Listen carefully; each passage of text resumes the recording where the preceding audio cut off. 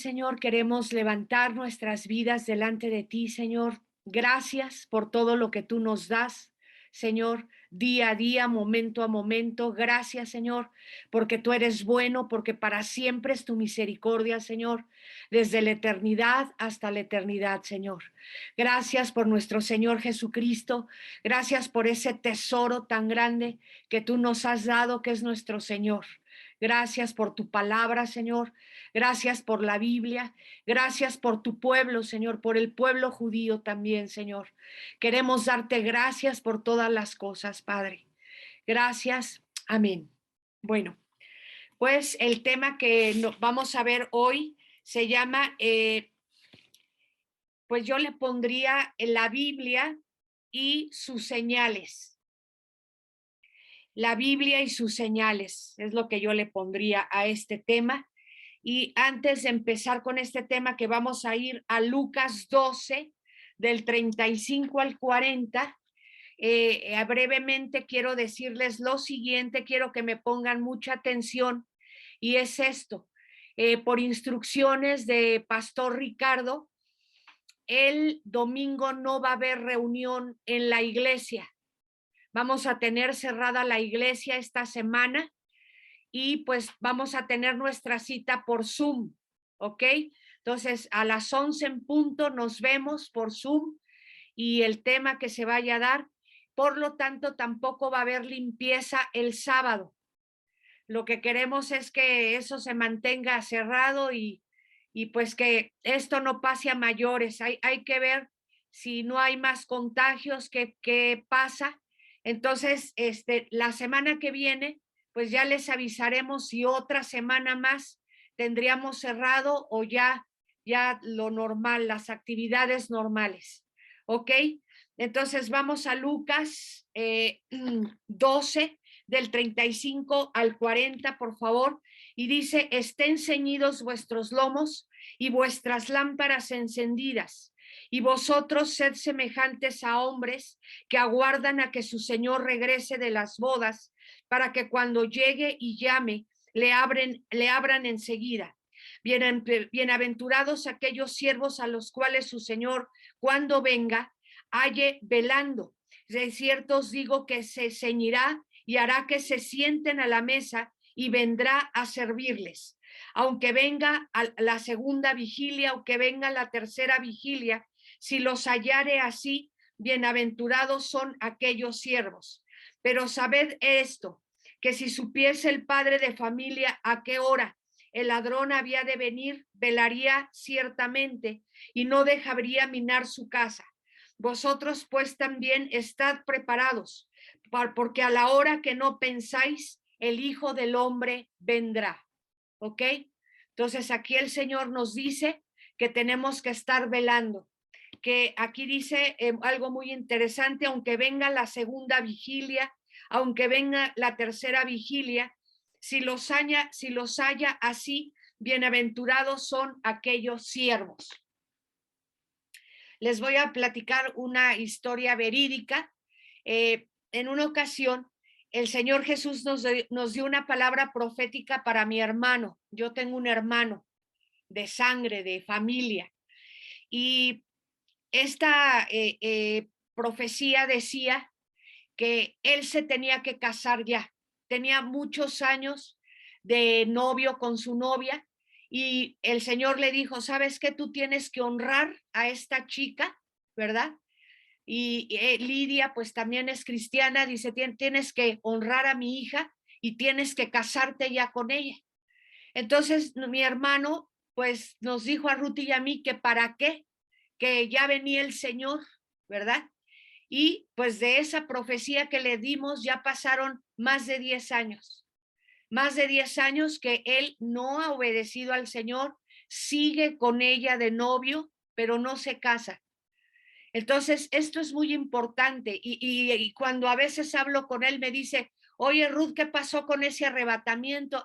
Lo que nos dijo ese día Ruth y a mí es que para qué se casaba si ya nos íbamos con el Señor. Hace 10 años mi hermano está esperando el arrebatamiento, que para qué se casaba si ya venía el Señor.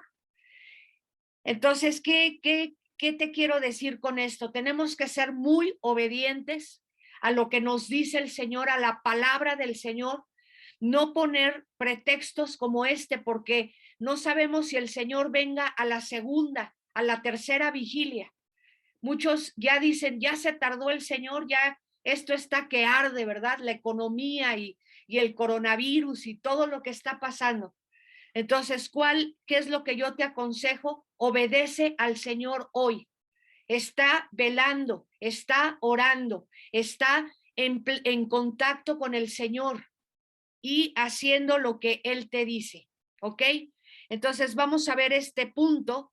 Hay otra cita que es Primera de Tesalonicenses 5, es Primera de Tesalonicenses 5, del 1 en adelante.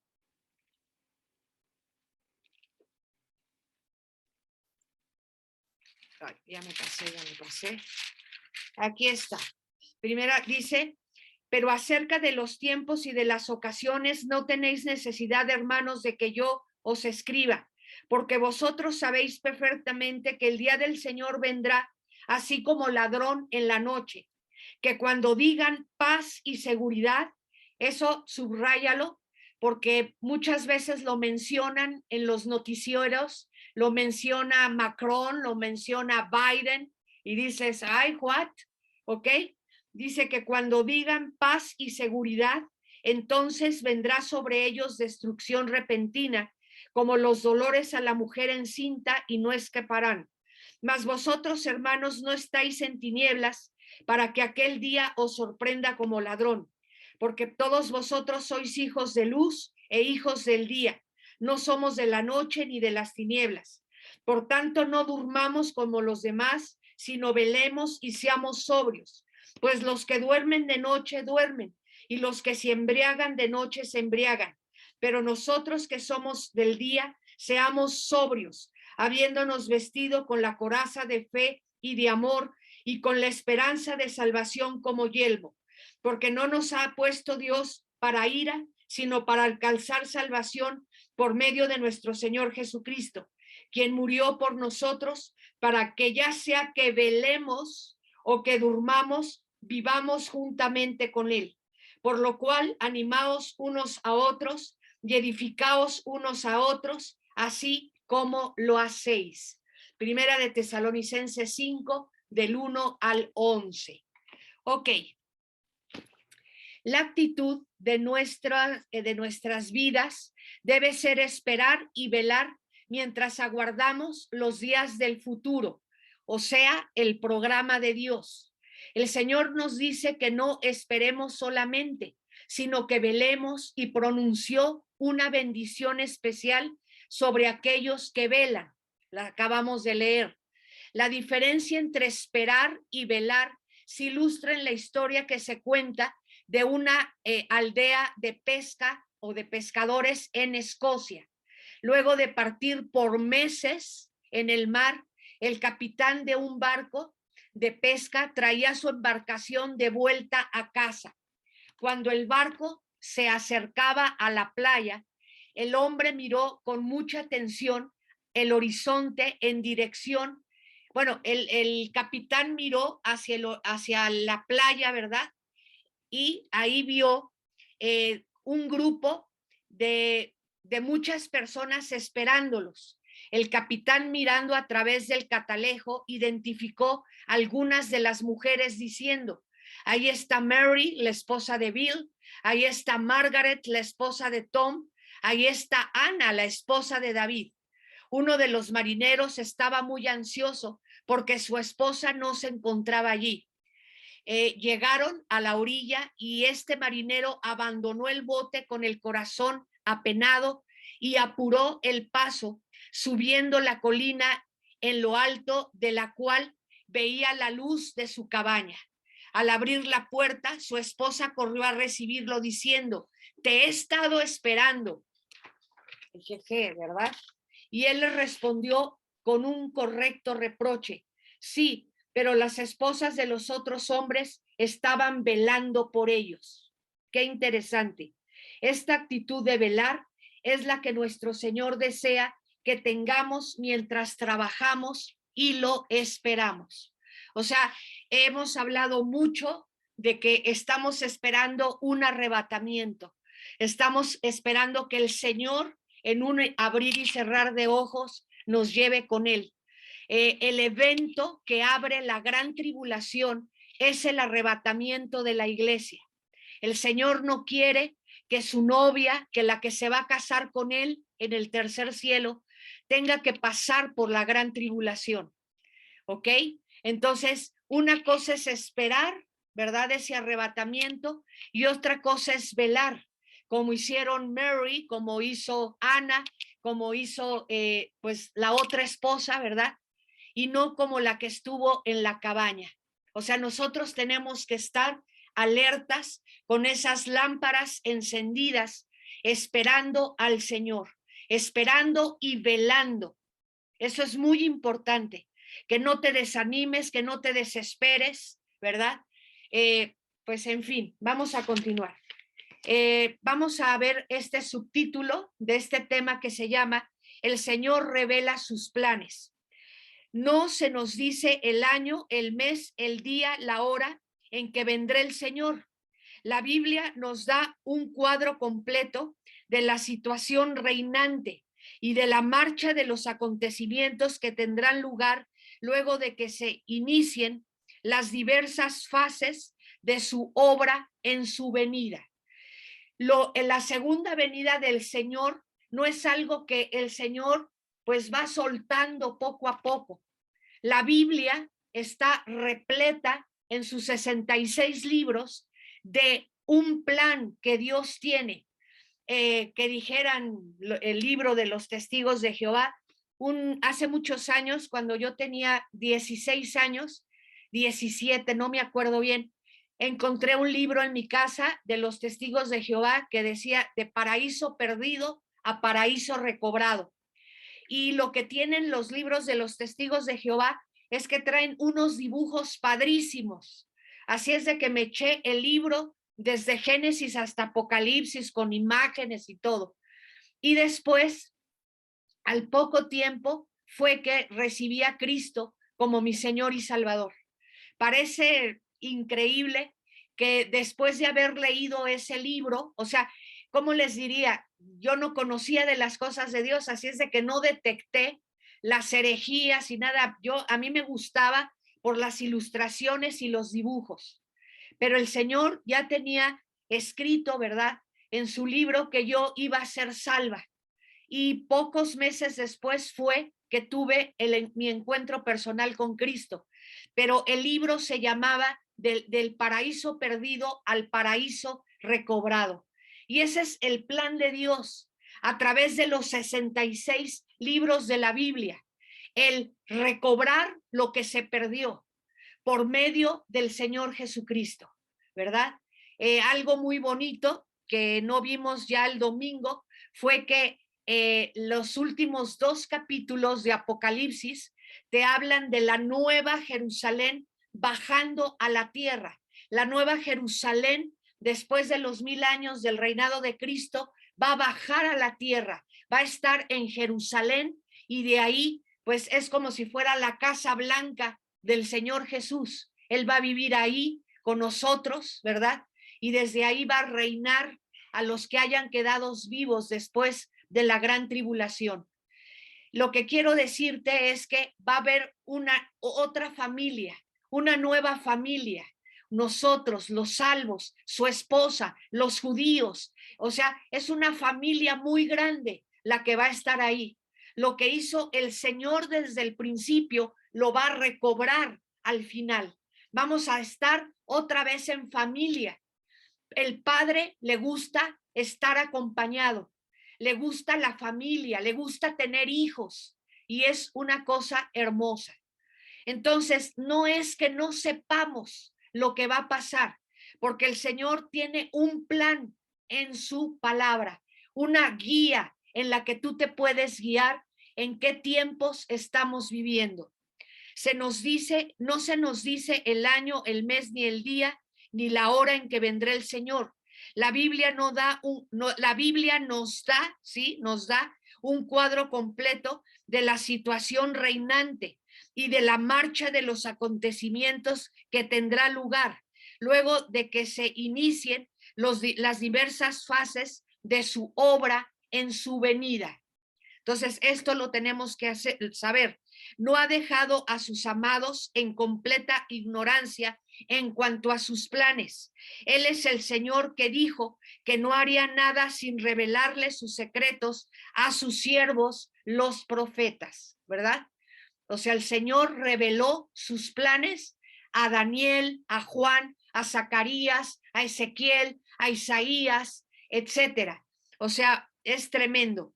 Fue en este espíritu que dio la indicación a sus seguidores para que no nos tomara por sorpresa la aparición de algún acontecimiento, ya que si miramos con cuidado la revelación del plan que se propone ejecutar antes de su venida, si observamos prudentemente los sucesos de nuestra propia historia contemporánea, encontraremos en estos últimos las tendencias que al final madurarán hacia el cumplimiento completo de todo lo que se ha anunciado. ¿Cómo qué? ¿Cómo qué ejemplo? Bueno, toda la explicación del soldado, ¿verdad? De Mesopotamia, del soldado sirio, ¿verdad? Que soñó Nabucodonosor, que tenía la cabeza de oro, el pecho y los brazos de plata, el abdomen de bronce, las piernas de hierro y los pies de hierro con barro. O sea, ahorita no tiene caso volver a repetir Babilonia, Medos persas, Grecia, Roma y las últimas 10 naciones que se van a unir hasta abajo, ¿verdad? Que ya son los últimos tiempos.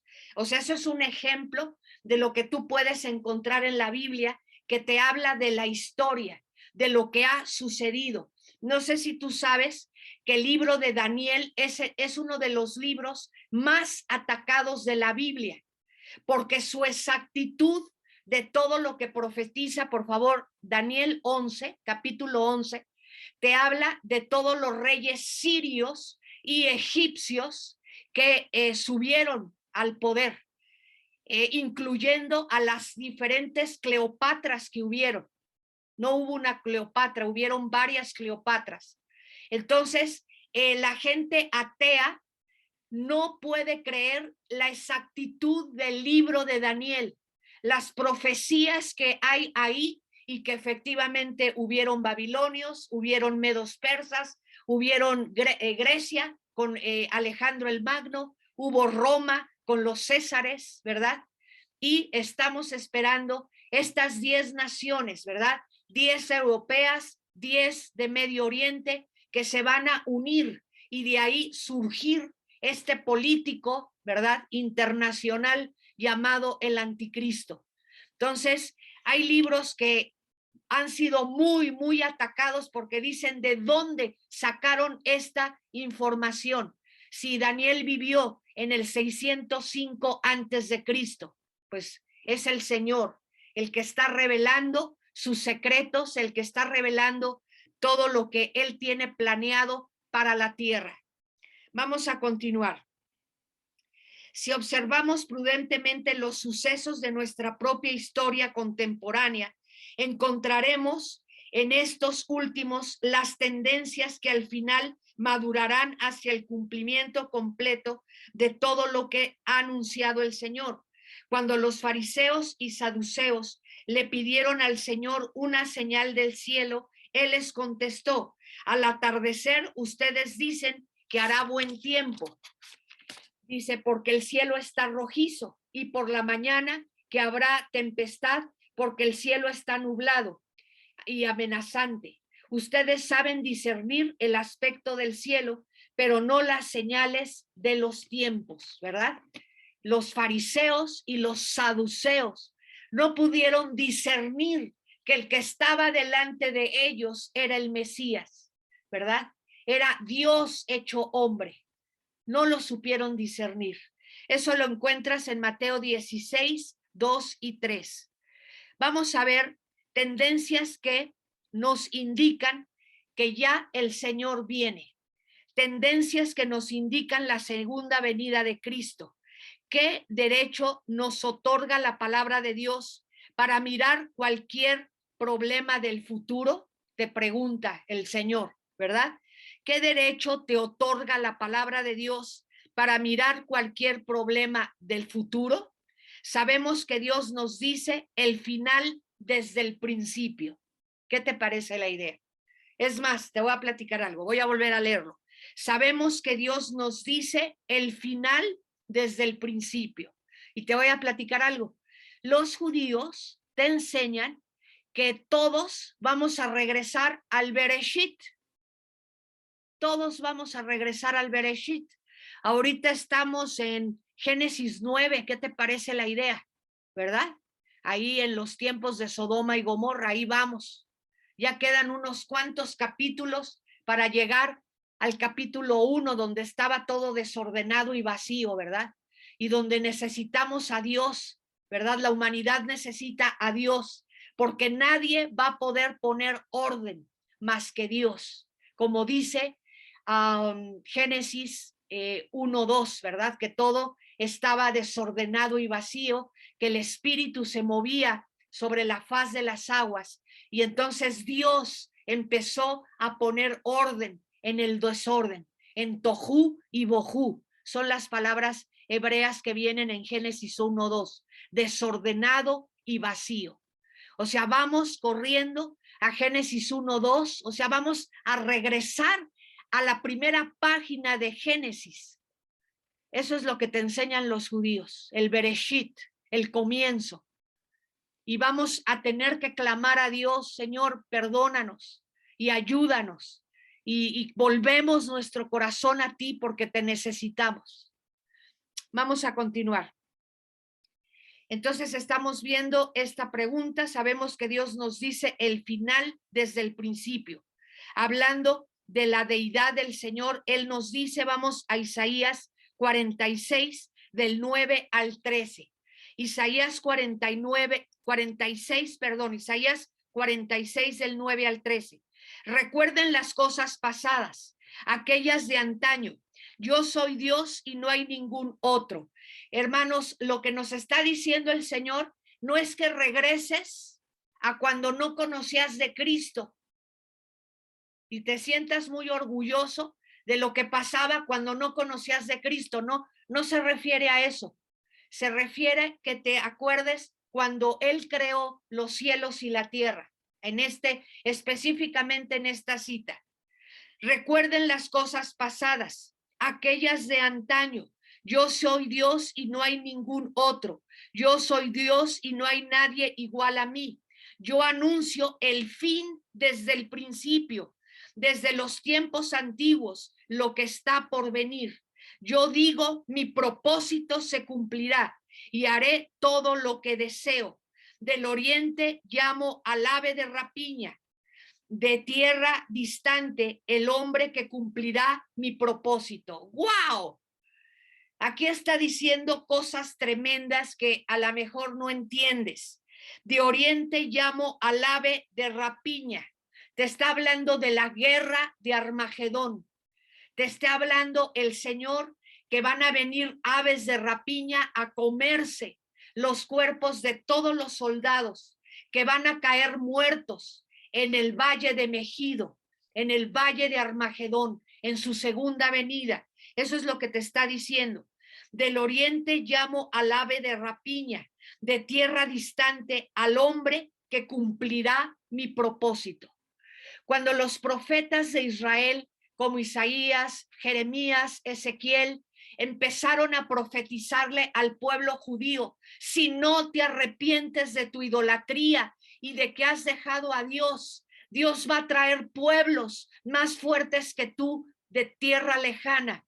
¿Quiénes fueron esos pueblos? Asiria, Siria, medos persas, griegos, romanos.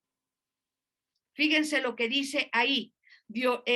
Dice aquí: al hombre que cumplirá mi propósito lo traeré de tierra distante. Lo que he dicho haré que se cumpla. Lo que he planeado lo realizaré. Escúchenme ustedes, obstinados de corazón, que están lejos de la justicia. Mi justicia no está lejana. Mi salvación ya no tarda. Estoy por traerlas. Concederé salvación a Sión. ¿Quién es Sión? La iglesia. Fíjate cómo el Señor siempre en el Antiguo Testamento hace una separación. Primero habla de Sión y después habla de Israel. Nosotros somos Sión. Israel, pues es el pueblo judío. Dice aquí, concederé salvación a Sión y mi esplendor a Israel. Gloria a Dios. El pueblo que ha sido más atacado, ¿verdad? Más criticado, más despreciado a través de la historia. Es el país que va a ser más levantado. La gloria de Dios va a estar en Israel. Qué hermoso. La Biblia nos dice que Israel permanece en el mundo con un propósito. Israel sigue permaneciendo ese pequeño pueblo, ese pequeño lugar que cada vez van ocupando más lugar, ¿verdad? Otros intrusos ahí que no son los judíos, ¿verdad? Dice aquí que la Biblia nos dice que Israel permanece en el mundo con un propósito. Israel tiene un gran futuro glorioso. Cuando queramos ir a ver al Señor Jesucristo, tenemos que ir a Israel, porque Él va a estar ahí, reinando todas las naciones de la tierra, pero su casa, ¿verdad? Su casa presidencial va a estar en Israel. Israel, el 14 de mayo, sabemos todos, de 1948, se volvió a constituir como nación y muchos judíos regresaron de todas las partes del mundo a Israel. Aquellos que fueron dispersados por Tito, el general romano, en el año 70 después de Cristo, han estado regresando de todas las partes del mundo donde fueron dispersados. Se han encontrado las tribus perdidas hasta en África.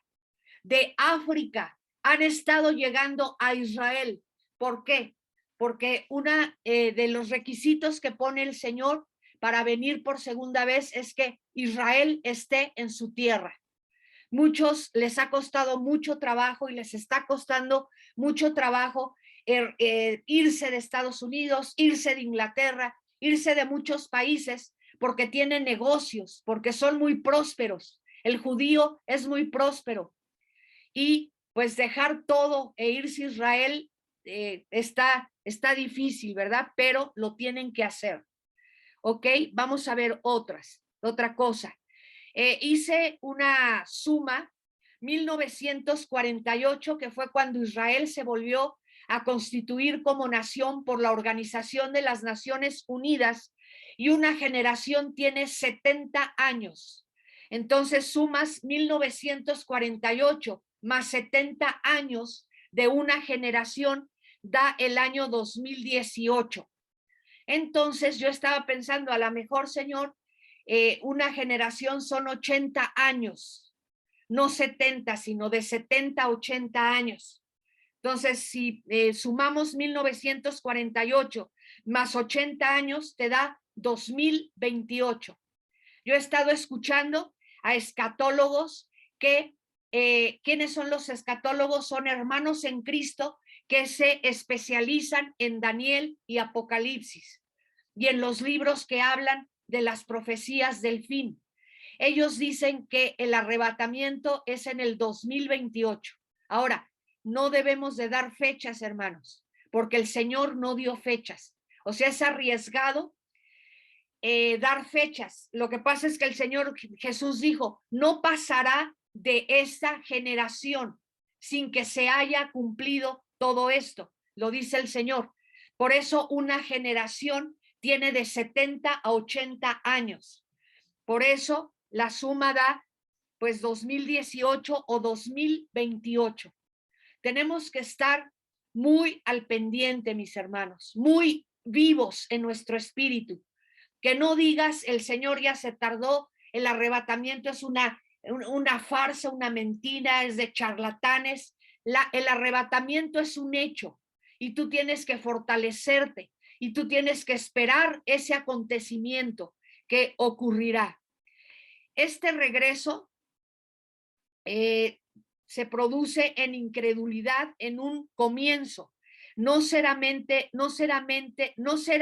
meramente una colonización pacífica, sino que se producirá un gran revuelo asistido por nuevos milagros. ¡Wow! Te estoy hablando de que los judíos, ya se cumplió esa profecía, que los judíos de todas las partes del mundo regresarían a Israel. Y esto te está diciendo que este regreso se produce en incredulidad en un comienzo. No será meramente una colonización pacífica, sino que se producirá un gran revuelo asistido por nuevos milagros. Les han pasado muchas cosas a los judíos desde 1948 a la fecha. Su regreso no ha sido de mucho agrado de los palestinos, ¿verdad? No ha sido de mucho agrado de los países que los rodean. Ha habido un continuo ataque, pero el Señor ha estado con ellos paso a paso. A tal grado, mis hermanos, bueno, vamos a ver Miqueas 7:15, por favor, y dice ahí: muéstrale tus prodigios como cuando los sacaste de Egipto. Esta profecía de Miqueas habla cuando todos los judíos regresarían a Israel, ¿verdad? Y aquí dice: muéstrales tus prodigios como cuando los sacaste de Egipto. El regreso del pueblo judío tendrá proezas y maravillas de parte del Señor, como cuando libró a su pueblo de Egipto. Y pues podemos platicar muchas cosas actualmente del pueblo judío, como que la mayoría de los premios Nobel la ganan judíos, que los judíos continuamente están inventando cosas, tienen muchos científicos con ellos, es gente muy inteligente, que tienen sistemas de riego que tú puedes ver desde el satélite en los países que los rodean amarillo, ¿verdad? De los desiertos, e Israel se ve verde. ¿Por qué? Porque inventaron sistemas de riego increíble.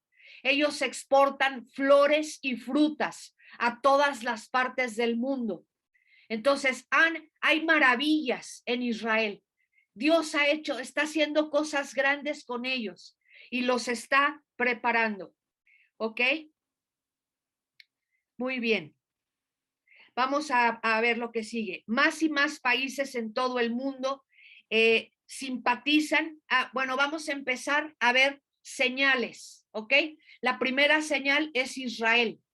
El regreso de los judíos al pueblo, a su tierra, a lo que era Canaán, lo que ahora es Israel, ¿verdad? Todos los judíos están regresando y lo increíble es que regresan con mucha lana. Entonces pueden meterle a su país. Aman a Israel con todo su corazón. Son supernacionalistas ellos. Y pues ese Israel se está levantando de una forma tremenda. Entonces, esas son unas cuantas de las maravillas que el Señor ha hecho. Ha habido algunas guerras en contra de ellos y el Señor pone ángeles y los defiende y milagros tremendos ahí. Ok, vamos a ver otra señal. Más y más países en todo el mundo simpatizan con el socialismo y el comunismo. El otro día les decía yo que en un noticiero, algo así que yo vi en mi celular, ponían todas las partes del mundo en rojo que están abrazando socialismo y comunismo. Y lo más increíble es casi todo el continente americano está teñido de rojo, incluyendo México. ¿Ok? No me quiero meter en muchas honduras, pero tenemos que estar orando por esto, hermanos. ¿Ok? Vamos a continuar. Punto que sigue. estamos escuchando de guerras y rumores de guerras, ¿verdad? O sea, esto es hoy, el día de hoy. Guerra de Rusia contra Ucrania, guerra de China contra Estados Unidos. No sé qué lío se traen ahí, qué descontento hay China contra Estados Unidos, que ya lo amenazó también. O sea, ya Putin puso el mal ejemplo y ahora ya todo mundo ya se está poniendo a la bronca, como dicen por ahí. Corea del Norte también ha amenazado que quiere invadir Corea del Sur, que quiere ese rollo que tienen en Corea del Norte, que también esté en Corea del Sur. Entonces, quiero platicarles algo. Corea del Sur, hermanos, es el país que tiene muchísimos convertidos a Cristo. Es más, la iglesia más grande del mundo está en Corea del Sur, del hermano Yong Ki-cho. Entonces, por ejemplo, en muchas series coreanas sacan a los coreanos leyendo la Biblia en X escenas o mencionan partes de la Biblia. ¿Por qué? Porque hay mucho cristiano en Corea del Sur. Entonces también tenemos que estar orando por nuestros hermanos, que el cachetoncito del Corea del Norte no se nos vaya a alebrestar también. Y él mismo lo dice, pues si Putin hizo esto contra Ucrania, yo por qué no. Entonces hay que estar orando. Punto que sigue. Tendríamos problemas de fascismo. Tendríamos problemas de fascismo. Régimen, ¿qué es un fascismo, hermanos? ¿Qué es fascismo? Régimen establecido por Benito Mussolini en Italia en 1922, fundado sobre la dictadura de un partido único, ¿verdad? Por ahí hemos estado escuchando noticias de que quieren desaparecer el INEGI, que quieren desaparecer los partidos políticos que tenemos, etcétera. No quiero meterme en muchas honduras, ¿verdad? O sea, ¿qué es el fascismo? Es régimen que estableció o que inventó Benito Mussolini en Italia en 1922, fundado sobre la dictadura de un partido único y la exaltación del nacionalismo, ¿verdad? Entonces, después de eso, pues ya teníamos a Hitler en Alemania, ya teníamos a Francisco Franco en Madrid, España, etcétera. Y pues esto también tiene que ver con el absolutismo. El absolutismo es cuando solo hay un solo partido, ¿verdad? No hay nieve de chocolate, no hay nieve de fresa de agua, no hay nieve de pistache, sino nada más hay de un solo sabor. Y pues no sé si tú puedas darte cuenta de lo que estamos viviendo, de por qué tenemos que estar orando, ¿ok? Vamos a continuar del siguiente punto y me dice Ruth que ya se me va a acabar el tiempo. ¿Qué les parece? Aumento de la anarquía. Esa es otra de las señales que el Señor ya viene, aumento de la anarquía. Falta de gobierno en un estado. ¿Qué te parece eso? Falta de gobierno en un estado. Situación en la que se pierde el control de los acontecimientos. Confusión, descontrol. Anarquismo, movimiento político que rechaza toda autoridad y basa sus ideas en la libertad absoluta del individuo.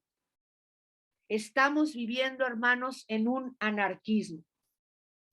Ya no hay orden, ya no hay autoridad, ya no se respetan las leyes.